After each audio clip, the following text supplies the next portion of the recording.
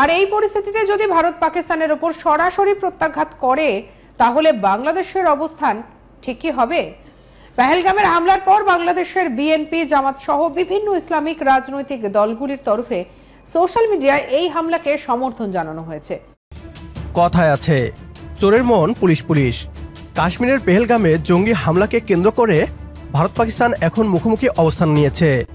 ভারত যে কোনো মুহূর্তে পাকিস্তানের উপর বড় হামলা করতে পারে বলেই ধারণা বিশেষজ্ঞদের। এমন পরিস্থিতিতে পাকিস্তানও ভারতকে ছেড়ে কথা বলবে না। ফলে ভারত পাকিস্তানের মধ্যে যুদ্ধের দামামা বেজে যেতে পারে।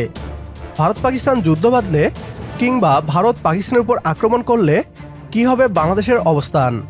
পশ্চিমবাংলার মিডিয়া আলোচনা করছে ভারত পাকিস্তান যুদ্ধে কোন দেশকে সমর্থন করবে বাংলাদেশ তা নিয়ে। পশ্চিমবাংলার মিডিয়ার দাবি, বর্তমান বাংলাদেশের যে সরকার আছে তা ভারত বিরোধী সরকার। কাশ্মীরের পেহেলগামে যে জঙ্গি হামলা হয়েছে সেই হামলাকে নাকি বাংলাদেশের মানুষ সমর্থন করেছে। গত 5 আগস্টের পর থেকেই ভারতীয় মিডিয়া, বিশেষ করে পশ্চিমবাংলার মিডিয়া, বাংলাদেশকে নিয়ে আতঙ্কে রয়েছে। বর্তমান পরিস্থিতিতে যখন ভারত পাকিস্তান মুখোমুখি, তখন আরও একবার বাংলাদেশের প্রসঙ্গ টেনে নিয়ে এসেছে পশ্চিমবাংলার মিডিয়া। ভারত পাকিস্তান যুদ্ধে বাংলাদেশের সমর্থন কেন গুরুত্বপূর্ণ এবং এ নিয়ে কি বলছে পশ্চিমবাংলার মিডিয়া, আসুন তা দেখি।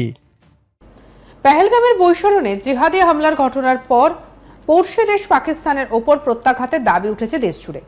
ইতিমধ্যে ভারত এবং পাকিস্তানে শুরু হয়ে গেছে সেনা তৎপরতা। আর এই পরিস্থিতিতে যদি ভারত পাকিস্তানের ওপর সরাসরি প্রত্যাঘাত করে তাহলে বাংলাদেশের অবস্থান ঠিক কি হবে? বাংলাদেশে এখন অন্তর্বর্তী সরকারের নামে যে সরকার রয়েছে সেটি আদতে পাকিস্তানের গুপ্তচর সংস্থা আইএসআই পরিচালিত একটি সরকার। পেহেলগামের হামলার পর বাংলাদেশের বিএনপি, জামাত সহ বিভিন্ন ইসলামিক রাজনৈতিক দলগুলির তরফে সোশ্যাল মিডিয়ায় এই হামলাকে সমর্থন জানানো হয়েছে। অন্তর্বর্তী সরকারের আইন মন্ত্রণালয়ের গুরুত্বপূর্ণ উপদেষ্টা আসিফ নজরুল ফেসবুকের এই পেহেলগামের হামলার ঘটনাকে ভারতের প্রধানমন্ত্রী নরেন্দ্র মোদী ও স্বরাষ্ট্রমন্ত্রী অমিত শাহের ষড়যন্ত্র বলে পোস্ট করেছেন। কি বলেছেন শুনবো। বাংলাদেশের মানুষ এই মুহূর্তে, সাধারণ মানুষের পারসেপশন বোঝাটা খুব জটিল, যে বাংলাদেশের সাধারণ মানুষ কি চাইছে সেটি বহিঃপ্রকাশ ঘটানো তাদের পক্ষে খুবই অসম্ভব। কারণ বাংলাদেশের বুকে এই মুহূর্তে অন্তর্বর্তীকালীন সরকারের নামে যে সরকারটি পরিচালিত হচ্ছে সেটি একটি আইএসআই ব্যাকড গভর্নমেন্ট, অর্থাৎ পাকিস্তানের যে জঙ্গি গোয়েন্দা সংস্থা আইএসআই, তাদের পরিচালিত একটি সরকার বাংলাদেশে এই মুহূর্তে রয়েছে। যার প্রমাণ আমরা 5 আগস্ট 2024-এর পর থেকে ধারাবাহিকভাবে পেয়েছি। এবং এই যে পেহেলগামের যে হত্যাকাণ্ড, যে নারকীয় জঙ্গি হামলা, এই জঙ্গি হামলার পরেও কিন্তু এই সরকারের মোটিভ আমরা পেয়েছি। যেমনটি একটু উল্লেখ করতে হয় যে এই হামলার পর বাংলাদেশের বিভিন্ন সোশ্যাল মিডিয়ায় বিভিন্ন রাজনৈতিক দলের পক্ষ থেকে এই হামলার পক্ষে জাস্টিফাই করা হয়েছে।